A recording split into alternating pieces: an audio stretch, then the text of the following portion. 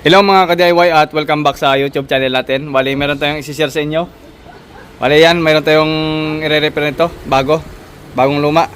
So, ang problema nito is bininta sa atin ng junk shop at tiningnan ko meron siyang butas o meron siyang leak ito. Isang Electrolux na double door.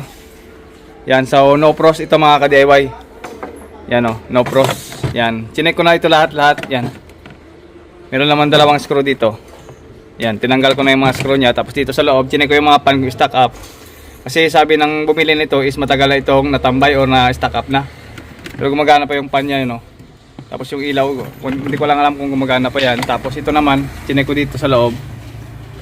So, okay pa naman. Okay pa naman yung kanyang evaporator. At ito kanyang heater. Ito yung heater sa baba, ito. Yung may wiring na yan, ito yung pinaka-heater yan. Yan ang nagde-defrost dito. Kasi nga no pros siya or no frozen. Frozen lang siya sa pamamagitan ng pan kapag ganito mga double door.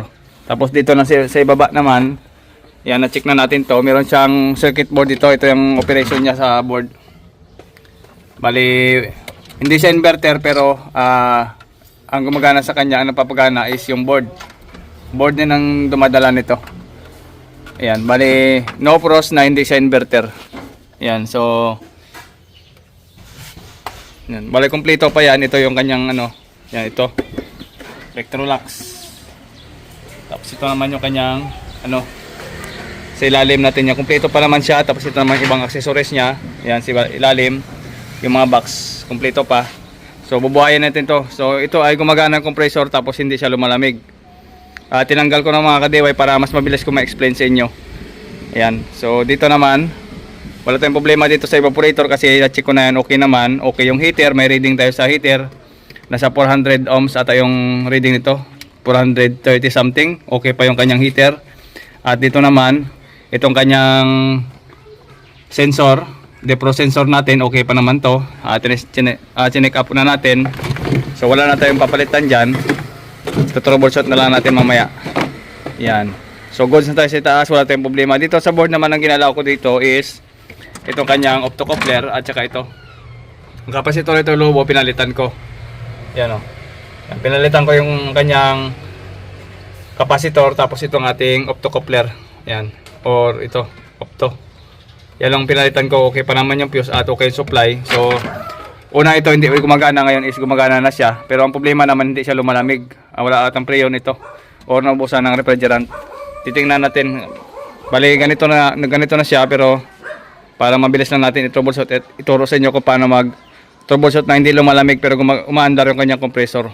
Yan, Electrolux na double door, no pros. Yan.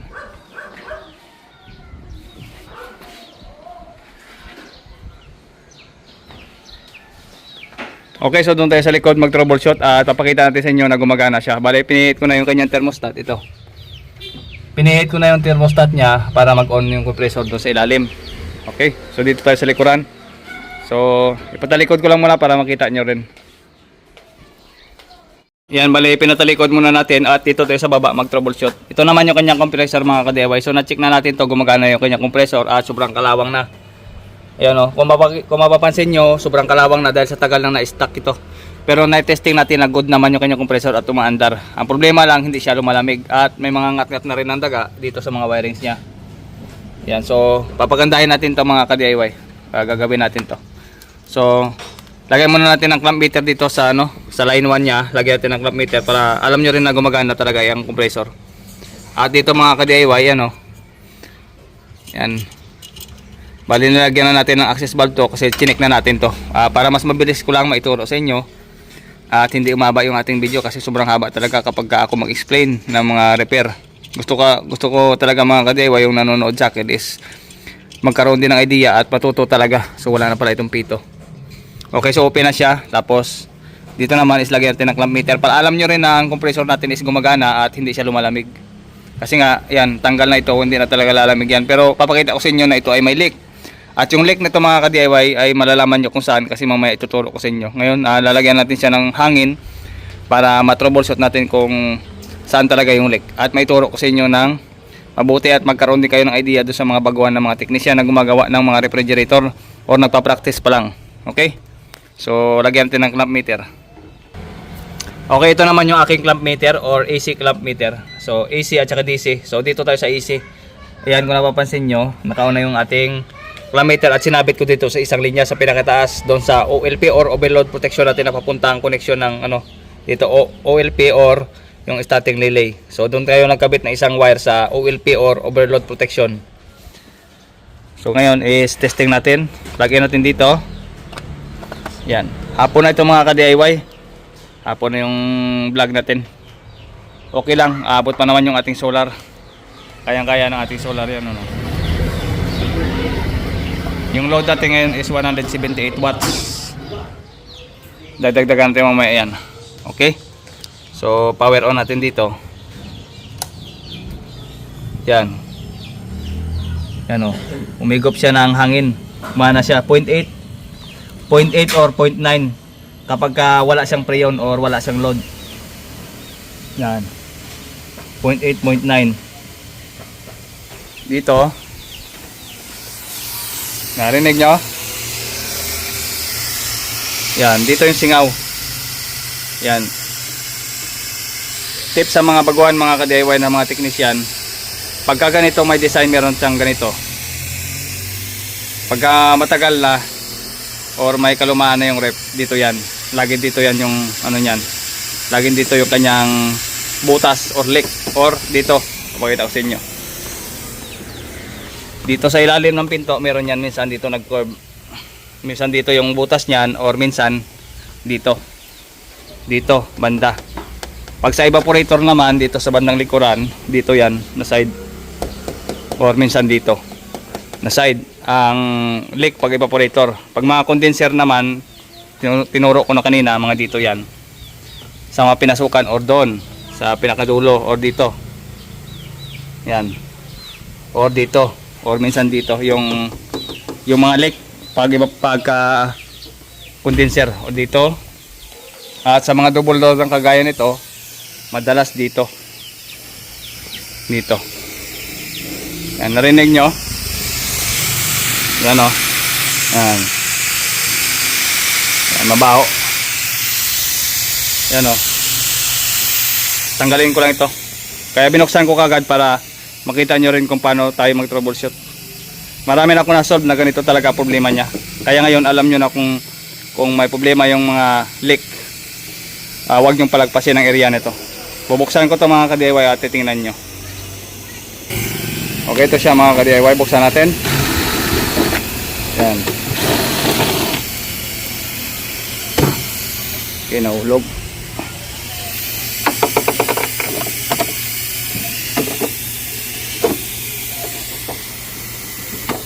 Natatanggal yan sa harapan. Tinanggal ko yung pinto para mas mabilis na lang. Yan, ito siya. Yan.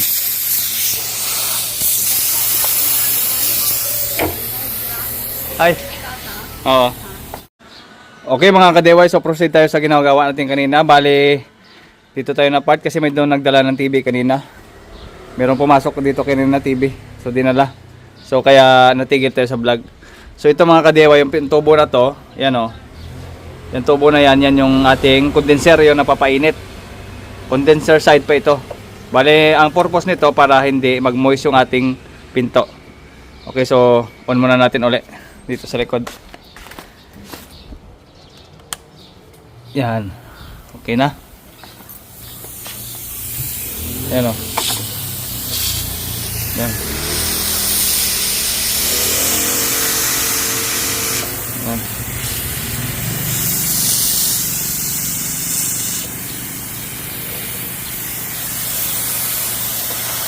Yan o.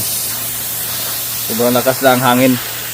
So ang purpose kasi nito, para pag uminit to, yan, bali para yung lamig dito sa gilid is hindi mag-form. Kaya nakita natin meron tayo ditong init sa gilid ng refrigerator para hindi magkaroon ng moist ito at hindi magkaroon ng kalawang.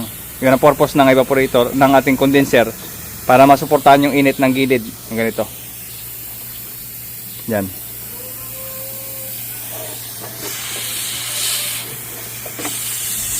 Okay. Ayan, kita na natin. Ang gagawin na lang natin dito is hinangin natin to. Tanggalin natin to, yun o. Yan, dito sa looban daw. Dito banda. Ano. Yan.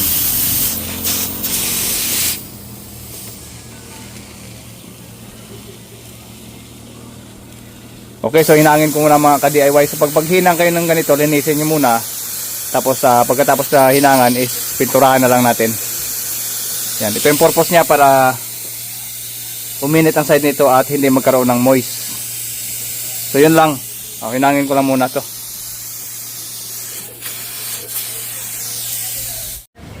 Boss, may bagong pasok.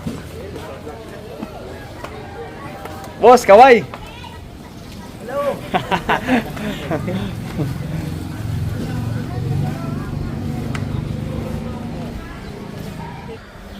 Ayan, bali meron pumasok.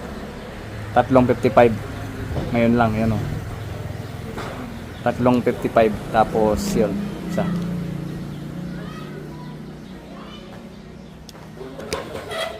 Bagong pasok lang. So ngayon is hinangin na natin to.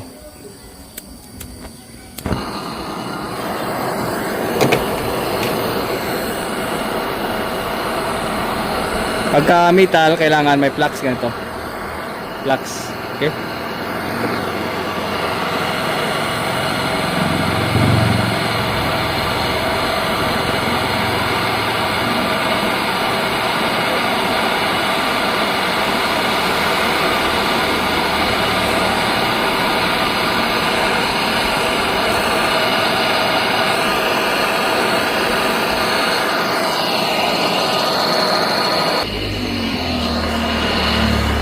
Okay, dito pa meron.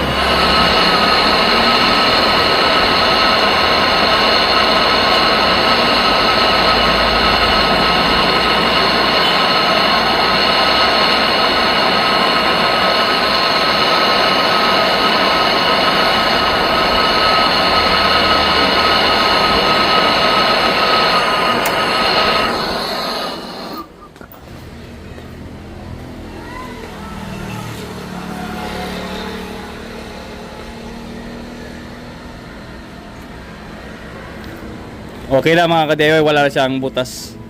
Goods na. So bali nabutan na pala tayo mga ka-DIY ng gabi. Tapos ang ginawa ko na lang is pinabayaan ko lang muna kanina yung na-vlog natin. Bali marami kasi pumasok kaninang repair. So alas 6:40 na ng hapon. So nilagyan ko lang muna siya ng pressure. Baka meron pang leak sa ibang portion. So wala naman. So yan, nasa 100 PSI pa rin. So balikan ko na lang ito mga ka-DIY kinabukasan. Kasi magko-close na rin ako, tapos iiwan ko lang muna itong nakababad yung aking gauge. Yan, so inasimbol ko na rin pati yung kanya katawan, Electrolux. Yan. Okay, balikan na lang natin ito bukas. Yan. So pauwi na rin kami at magko-close na rin kami ngayon. Bukas na lang natin ito ipagpatuloy. Okay? Okay, bali binalikan natin ng umaga mga ka-DIY. Yan. Good morning sa inyong lahat. At binalikan natin, tingnan natin yung kagabi. Ito. Yan, bali hindi na siya bumaba mga ka-DIY. Kung napapansin nyo, hindi na siya bumaba. 100 pa rin. So ang gagawin natin ngayon is pasingawin na lang natin to.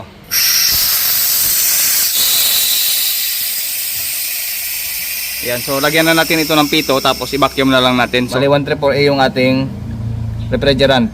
Yan, na ikakarga mamaya. So vacuumin na lang natin muna ito para makapag-proceed tayo sa pag-charging ng Freon o refrigerant. Yan. So ayos. Repaints lang na natin to.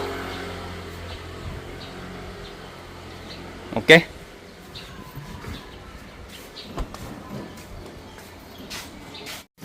Dito mga ka-DIY is nagpalit na rin ako ng filter dryer para wala tayong magiging problema, para maganda yung flow ng ating refrigerant, maganda yung pagkakasala kasi bago yung ating filter dryer. So ugaliin nyo maglagay niyan mga ka-DIY kapag luma na yung mga refrigerator na re-repair natin. So yan.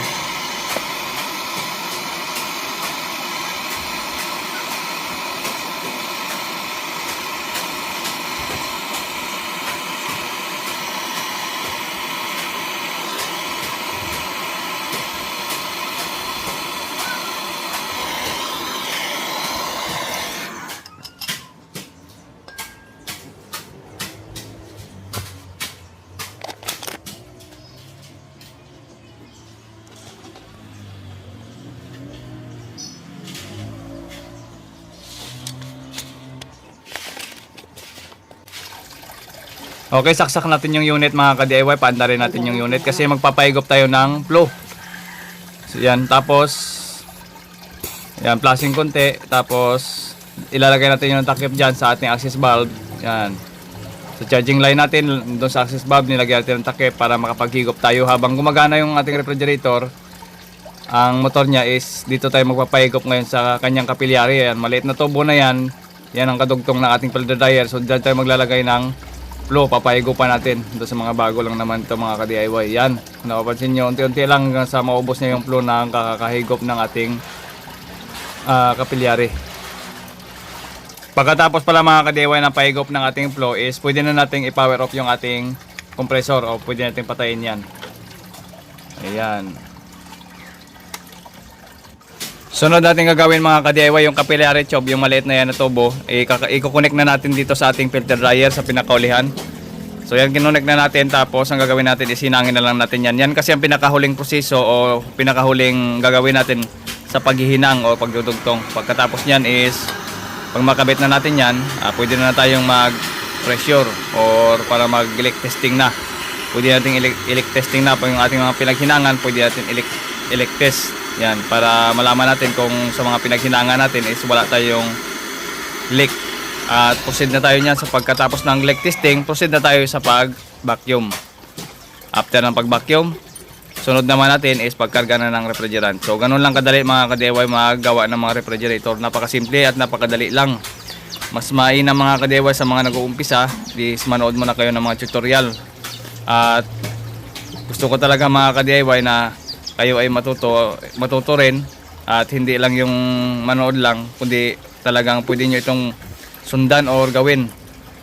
Ayan, so nilagyan na natin ng mga pito yan ng ating filter dryer at saka doon sa ating access line. So ayan mga ka-DIY, kung napapansin nyo, hawak na natin ulit yung ating manifold gauge para magkarga ng hangin. So kakargaan mo natin ito mga ka-DIY ng hangin. Ito yung pinakabomba, dyan natin gagawin.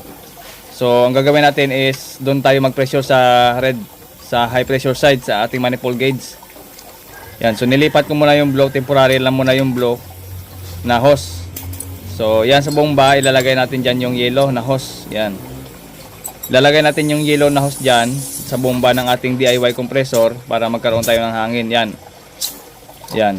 So ilalagay natin dyan sa pinaka-access line natin ng compressor para pumasok yung hangin gamit yung ating DIY na compressor at para makargahan ng hangin at para na rin ma-leak testing natin.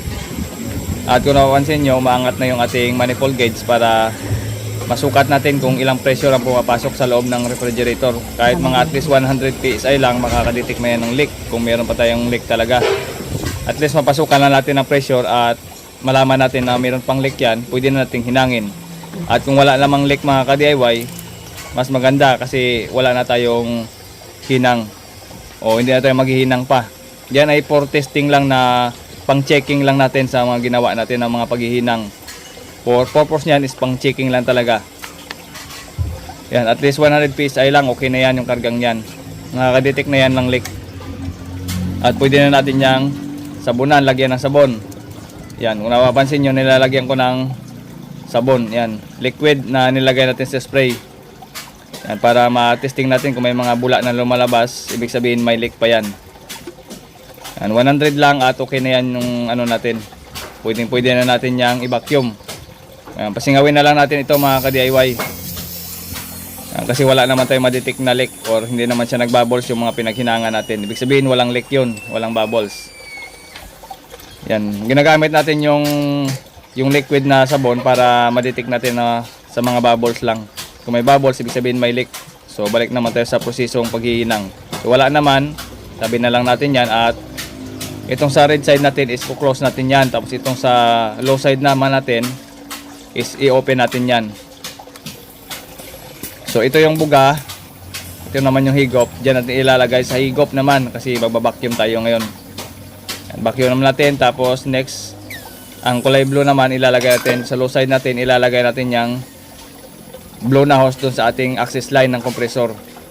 Yan, napapansin nyo, bali nagbabacuum na yan mga ka-DIY. Pabuti natin hanggang negative 30 PSI, hanggang negative 30. Kailangan umabot tayo ng negative 30 Yan, umaatras yung ating pointer para yan o, umaatras yung ating pinaka pointer ng ating manifold gauge. Ibig sabihin yan is nagba-vacuum na. Sinisip-sip na ng ating DIY compressor yung hangin na inilagay natin kanina sa loob ng refrigerator.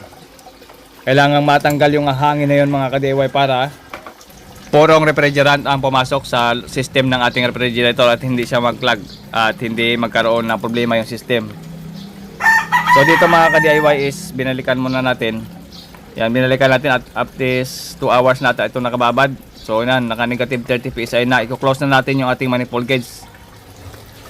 Yan, pagka-close yan ng ating manifold gauge, saka natin papatayin yung ating DIY na compressor, yung pang sip-sip natin. Saka natin papatayin yan. Unahin muna natin na ma-close yung ating manifold gauge, saka natin patayin yung ating DIY compressor. Yan, gumagana pa yan. Patayin na lang natin. At alisin na lang natin yan dyan. Kasi tapos na tayo sa proseso dyan. Karga na tayo ngayon ng refrigerant o magkakarga na tayo ngayon ng Freon.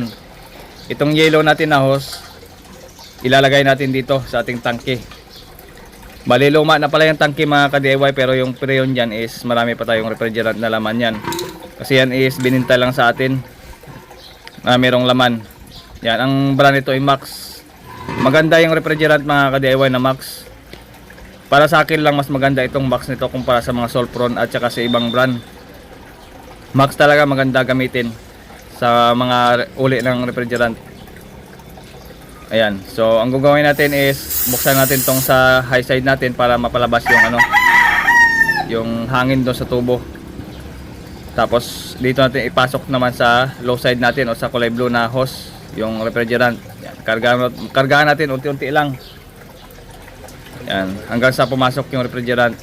Karga ng dahan-dahan. 30 lang. Ayan. So hanggang at least 30. At least 30 PSI mga ka-DIY yung ating kakarga. Bago natin isaksak yung pinaka-ref natin o unit, bago natin isaksak, kailangan meron siyang pundong refrigerant o Freon para meron siyang ibomba sa loob. Meron siyang ibombang Freon. Yung Freon natin yan ang magpalamig talaga sa system natin. Yan ang nagpapalamig sa ating refrigerator. Ngayon isaksak natin. Yan, sinaksak na natin yung ating refrigerator, tapos i-power on natin. Yan, kung napapansin nyo, unti-unti nang sinisip-sip ng ating compressor yung nilagay natin na Freon. At dito i-flashing natin yan habang unang karga natin, flashing natin yan. Yan, meron pa yung mga oil konti, mga langis-langis. Yan, matatanggal yan sa pag-flashing natin sa unang karga. Yan ang purpose niyan mga ka-DIY. So sinishare ko na sa inyo para magkaroon din kayo ng idea. Ayan. So flashing ng konti. Okay na yan. At karga na naman. Yan. Unti-unti lang yung pagkarga natin. Hanggang 10 PSI lang muna. Hanggang umabot tayo ng 10 PSI yung karga natin. Yan. So unti-unti lang mga ka-DIY yung ating pagkarga. Hindi mabigla yung ating compressor. Yan, dahan-dahan lang. So nasa 2 PSI pa lang yung ating karga ngayon. So unti-unti lang nating papasukan ng refrigerant o Freon para smooth lang yung kain ng ating compressor at smooth lang yung buga ng compressor natin. Hanggang umabot tayo ng 10. Yan sa manifold gauge natin, hanggang umabot na tayo ng 10. Kunti lang yung karga natin. Yan, goods na. Tumiinit na yan yung ating filter dryer pag ganyan. Yan, malakas na yung bomba nyo. So ibig sabihin is maganda yung flow ng ating refrigerant. Yan, binubomba ko muna para matanggal talaga yung mga, kung may mga moisture pa o may mga sabit-sabit pa, so matanggal yan sa pagunti-kunti na flashing. So yan. Yan, nasa 3 PSI pa lang. Kailangan umabot tayo dito sa 10. Kunti-kunti lang yung pagkarga. Yan. Okay?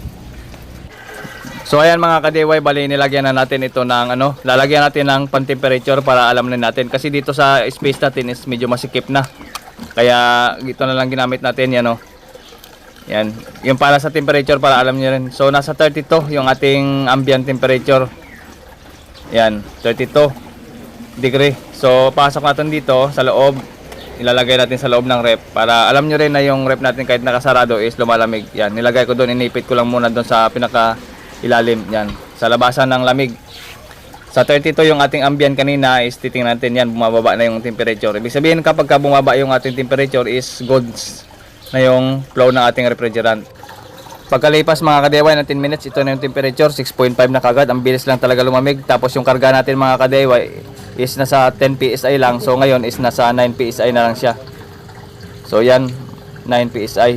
Yung space kasi natin dito mga ka-DIY is medyo masikip, kaya nakatalikod na lang yung ating refrigerator. Hindi natin mabuksan ng medyo masikip kasi daanan dito sa piston natin, kaya hindi ko maikot yung ating refrigerator. So goods na yan mga ka-DIY, malamig na yan. So mamaya is lalamig pa talaga ng husto yan. Hanggang dito lamang mga ka-DIY yung ating video tutorial. Paalam sa inyong lahat. Bye bye.